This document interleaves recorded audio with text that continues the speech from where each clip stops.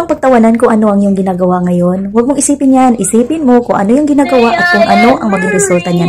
Dahil balang araw, kung saan ka man papupunta at kung saan man patunguhan ng iyong ginagawa, ikaw ang aani sa lahat ng yan. Kaya ipagpatuloy mo kung ano yung mga bagay na kinahihiligan mo at kung ano man ang pinagagagawa mo. Huwag mong isipin kung ano-ano pa ang sasabihin ng iba. Ang isipin mo ay kung tama ba ang iyong ginagawa at sa tingin mong wala ka namang inaapakang ibang tao, ipagpatuloy mo yan. Kaya magsikap, ipagpatuloy at manalig ka lagi sa iyong sariling kakayahan. At syempre, huwag na rin kalimutan ipagdasal lahat ng ating ginagawa dahil wala tayong kayang gawin kung hindi tayo hihingi ng guidance mula sa itaas dahil siya lang ang nakakaalam sa lahat ng ating ginagawa kahit ano pa man ang sasabihin ng ibang tao na nakakapaligid sa iyo or nakakakilala sa iyo. So laban lang, ipagpatuloy mo lang yan dahil ikaw, ako, tayong lahat ay may iba-ibang kinahihiligan at iba-iba din ang ating mga opinion.